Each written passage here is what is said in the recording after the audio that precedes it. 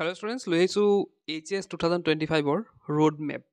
তো ৰোড মেপখন কিয় দৰকাৰী প্ৰথমতে কৈ লওঁ যে আমি কি কৰোঁ, বৰ্তমান সময়ত আমি হয়তো বহুতে কৰি আছোঁ বা আগন্তুক সময়ত কৰিম, যিহেতু এক্সামৰ খুব কম সময় আছে। পঢ়িব বহুতে কেনেকুৱা কি হয়, কিছুমান চেপ্টাৰ আমি স্কিপ কৰি যাওঁ, কিছুমান চেপ্টাৰ হওক, কিছুমান টপিক হওক, কিছুমান কুৱেশ্যন আনচাৰ্ছ হওক, সেইখিনি আমি স্কিপ কৰোঁ আৰু সেইখিনি কেতিয়ালৈ ৰাখি দিওঁ, সেইখিনি ৰাখি দিওঁ আমি পৰীক্ষাৰ গেপত পঢ়িবলৈ। তো আমি ভাবোঁ যে আমি কি কৰিম, এই পৰীক্ষাৰ গেপ যি এদিন দুদিনত থাকে, সেই এদিন দুদিনত আমি কি কৰিম, এই স্কিপ কৰা টপিক বা কুৱেশ্যন আনচাৰ্ছ সেইখিনি আমি পঢ়ি ল'ম, তেতিয়া আমাৰ বেছি মনত ৰ'ব। একচুৱেলি আমাৰ হাতত সময় কিমান আছে আমি সেইটো চাব লাগিব, যে পৰীক্ষাৰ মাজত আমাৰ সময় কিমান আছে সেইটো আমি চাব লাগিব। আৰু আমি পৰীক্ষাৰ সময়ত কিদৰে পঢ়িম সেইটো আমি যদি এতিয়াৰ পৰা জানি লওঁ, তেতিয়া আমাৰ কি হ'ব, সেই যোনটো স্কিপ ৰখাৰ বা আমি জমা ৰখাৰ যোনটো আমাৰ মানে প্ৰক্ৰিয়া বা যোনটো আমাৰ অভ্যাস, সেই অভ্যাসটো আমাৰ নাইকিয়া হ'ব। তো আৰু আমাৰ এটা মানে যদি আমি এতিয়াই জানি লওঁ যে আমি পৰীক্ষাৰ সময়ত কিদৰে পঢ়িম, তেতিয়া আমাৰ কি থাকিব, এটা ক্লিয়াৰ এটা আইডিয়া থাকিব যে পৰীক্ষাৰ সময়ত আমি কিদৰে পঢ়িম। তো সেইখিনি কথা ডিছকাছ কৰিব লাগিছোঁ, তেন্তে ভিডিঅ'টো ষ্টাৰ্ট কৰোঁ। তো ইয়াতে ভিডিঅ'টো ষ্টাৰ্ট কৰাৰ আগতে মই কমাৰ্চ আৰু আৰ্টছসকলক ক্ষমা বিচাৰিম, কিহৰ কাৰণে যে ইয়াতে মই ছায়েন্স ষ্ট্ৰীমৰ বনাইছোঁ ৰোড মেপখন, আৰু কমাৰ্চ আৰু আৰ্টছৰ বনাব পৰা নাই কিহৰ কাৰণে, তেওঁলোকৰ ছাবজেক্টবিলাক খেলি মেলি থাকে। কিন্তু ছায়েন্সৰ ক্ষেত্ৰত ধৰা প্ৰায় একেই থাকে, তেওঁলোকৰ ফিজিক্স কেমেষ্ট্ৰি বায়'লজি আৰু মেথছ থাকে, তেওঁলোকৰ কমন চাৰিটা ছাবজেক্ট। কিন্তু আৰ্টছৰ ক্ষেত্ৰত দেখা যায় কোনোবা পলিটিকেল, কাৰোবাৰ এডুকেশ্যনটো এনেকৈ খেলি মেলি থাকে, কমাৰ্চৰ ক্ষেত্ৰতো খেলি মেলি থাকে। গতিকে তেনেদৰে বনাবলৈ অকণ দিগদাৰ হয়। তো তোমালোকে অলপ কষ্ট কৰি এইটো ভিডিঅ'টো বুজি লোৱা, বুজি লৈ পেলাই তোমালোকে নিজে কষ্ট কৰি অলপ মানে হেৰিখন চাই পেলাই, তোমালোকৰ ৰুটিনখন চাই পেলাই, ছাবজেক্টৰ চেপ্টাৰবিলাক চাই পেলাই তোমালোকে নিজে বনাই ল'বা।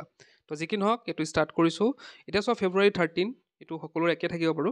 13ত পৰীক্ষা আমাৰ ষ্টাৰ্ট হ'ব। প্ৰথমতে আছে আমাৰ ইংলিছত আছে আমাৰ 14টা চেপ্টাৰ্ছ, লগতে আমাৰ ৰাইটিং ছেকশ্যনটো আছে, তাৰপিছতে আৰু গ্ৰামাৰ ছেকশ্যনবিলাকো আছেই বাৰু সেইখিনি। তো আমি কি কৰিব লাগিব, ইংলিছৰ যিহেতু 13ৰ পৰা ষ্টাৰ্ট হ'ব, গতিকে ইংলিছটো কিন্তু পঢ়িবলগীয়া বহুত আছে। আমাৰ ক্লাছ 10ৰ নিচিনা নহয়, ক্লাছ আমাৰ 12ত ৰাইটিং ছেকশ্যনত বহুত আমি কাম কৰিব লাগে, বহুত আমি চাব লাগে।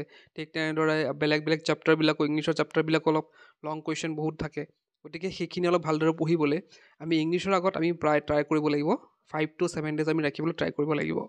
তো বহুতে কি হয়, বহুতে ইংলিছটো পঢ়িব নিবিচাৰে, বহুতে হয়তো ইংলিছটো পঢ়া নাই। গতিকে তেওঁলোকক মই এডভাইচ কৰিম যে তোমালোকে 5 to 7 days ৰাখা। সেইকেইটা দিনটো যদি তোমালোকে ভালদৰে পঢ়া, তোমালোকে লেটাৰ অনাটো সম্ভৱপৰ হৈ পৰিব। গতিকে সেইটো কাম তোমালোকে কৰিবা। তো তাৰপিছতে আমি যদি চাওঁ, ফিজিক্স আছে হয়নে। তো বেলেগ আৰ্টছ আৰু কমাৰ্চৰ বেলেগ থাকিব পাৰে। তো ছায়েন্সসকলৰ আছে কি, ফিজিক্স আছে।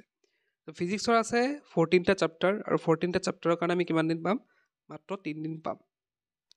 তো ইয়াতে আমাৰ এটা প্ৰব্লেম হ'ল যে আমাৰ HSৰ এক্সামবিলাক কি হয়, পিছবেলা হয়, 1:30 to 4:30। তো ইয়াতে আমি পিছবেলা পঢ়িবলৈ খুব কম সময় এটা পাওঁ। গতিকে ফিজিক্সৰ এক্সামৰ ক্ষেত্ৰত আমি কি কৰিব লাগিব, আমি February 13ৰ যোনটো ইংলিছ এক্সাম আছে, ইংলিছৰ এক্সাম দি আহি আমি ট্ৰাই কৰিব লাগিব যোনখিনি সময় পাওঁ তাতে আমি 2টা চেপ্টাৰ কমাই ৰাখোঁ। হৈ গ'ল, 13ত সেইটো কাম কৰিলোঁ। 14ত আমি কি কৰিম, আৰু বাকী 12টা থাকিলে তাৰে 6টা আমি কি কৰিম, 14ত কমপ্লিট কৰিম। আৰু তাৰে পিছৰটো 15ত আমি কি কৰিম, বাকী থকা 6টা চেপ্টাৰ আমি কমপ্লিট কৰিম। হৈ গ'ল। তো আমি কি কৰিলোঁ, 15লৈকে গোটেইখিনি পঢ়ি পেলাই কমপ্লিট কৰিলোঁ। আৰু 16ত আমি কি কৰিম, গোটেইখিনি আকৌ এবাৰ ৰিভিজন কৰিম। ক'ৰবাত যদি ডাউটছ আছে, সেই ডাউটছখিনি আমি কি কৰিম, আমাৰ 16ত ক্লিয়াৰ কৰিম। আমাৰ একদম 17ৰ আগবেলালৈকে থাকিব সময়, গতিকে ডাউটবিলাক আমি কি কৰিম, তেতিয়া আমি কমপ্লিট কৰি ল'ম। আৰু পঢ়োঁতে এটা কথা লক্ষ্য কৰিবা যে তোমালোকে যাতে হাৰ্ড টু ইজি যোৱা। হাৰ্ড টু ইজি মানে যোনবিলাক হাৰ্ড চেপ্টাৰ আছে সেইবিলাক আগত পঢ়িবা, আৰু ইজি চেপ্টাৰবিলাক পিছত পঢ়িবা। নেক্সট আছে আমাৰ February 21 কেমেষ্ট্ৰি আছে, আৰু কেমেষ্ট্ৰি আছে 10টা চেপ্টাৰ আছে, 3 দিন আমাৰ হাতত। এতিয়া আমি কি কৰিম, আমি 17ৰ এক্সামটো দি আহি আমি কি ট্ৰাই কৰিব লাগিব, তাৰে 2টা চেপ্টাৰ আমি কমাই থ'বলৈ ট্ৰাই কৰিব লাগিব। কেমেষ্ট্ৰি 2টা চেপ্টাৰ আমি ট্ৰাই কৰিব লাগিব কমাবলৈ, সেইদিনাখন পঢ়িবলৈ। তাৰপিছতে আমি কি কৰিম, 18ত আমি কি কৰিম, 2টা চেপ্টাৰ তাত কমি থাকিলে, বাকী থাকিলে 8টা, 8টাৰ 4টা আমি 18ত পঢ়িম, আৰু 19ত আমি কি কৰিম, বাকী থকা 4টা পঢ়িম। আৰু 20ত আমি কি কৰিম, যোনখিনি ডাউটছ আছে সেই ডাউটছখিনি আমি ক্লিয়াৰ কৰিম 20ত, আৰু 21ৰ আগবেলাটো আমাৰ হাতত থাকিব। তো সেইখিনি আমি ডাউটছবিলাক ক্লিয়াৰ কৰিব পাৰিম। নেক্সট আছে 24ত আছে বায়'লজি, 14টা চেপ্টাৰ, হাতত আছে মাত্ৰ 2 দিন।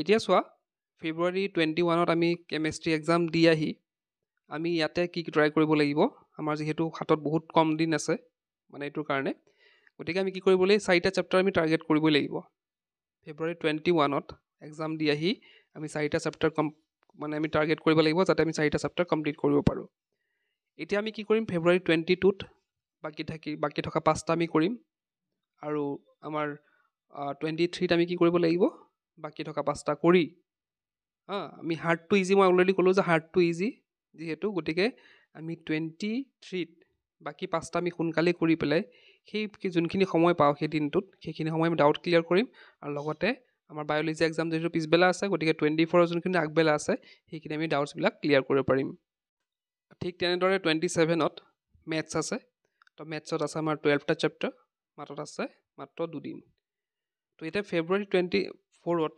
বায়'লজি এক্সাম দি আহি আমি কি কৰিব লাগিব মেথছৰ যিহেতু এটা ভাষ্ট এটা হেৰি হয় চেপ্টাৰবিলাক গোট কৰিব লাগে গতিকে আমি ফেব্ৰুৱাৰী 24ত বেছি কৰিব নোৱাৰিম কমচে কম আমি 2টা চেপ্টাৰ টাৰ্গেট কৰিব লাগিব 2টা চেপ্টাৰ তো বাকী থাকিব আমাৰ 10টা 25ত 5টা কৰিম আৰু 26ত 5টা কৰিম আৰু 27ত বা 26ত কৰাৰ পিছতো আমি কৰি গৈ থাকিম লগে লগে ডাউটছ ক্লিয়াৰ কৰি যাব লাগিব যিহেতু মেথছৰ বহুত ডাঙৰ কৰিবলগীয়া হয় বহুত টাইম মানে লাগে গতিকে আমি পিছত ডাউট ক্লিয়াৰ কাৰণে নথৈ চেপ্টাৰবিলাক যেতিয়া কৰি যাম তেতিয়া লগে লগে আমি ডাউটছখিনি ক্লিয়াৰ কৰি যাব লাগিব তাৰপিছতে মেথছৰ এক্সামৰ পিছতে আমাৰ মাৰ্চ 3ত আছে আমাৰ কি আছামিজ আছে অল্টাৰনেটিভ ইংলিছ আছে তো চেপ্টাৰবিলাক মই ইয়াত লিখা নাই কাৰণ মেথছৰ আৰু অল্টাৰনেটিভ ইংলিছৰ চবৰে বেলেগ বেলেগ থাকে তো গতিকে তোমালোকে মই যেনেকৈ ক'লোঁ আগৰখিনি ঠিক তেনেদৰে তোমালোকে এইখিনিও ভগাই ল'বা আৰু তোমালোকে সেইটো মতে তোমালোকে আছামিজ আৰু অল্টাৰনেটিভ ইংলিছটো পঢ়িব পাৰিবা যিহেতু 3 দিন আছে গতিকে তোমালোকে সেইখিনি ধুনীয়াকৈ কমপ্লিট হৈ যাব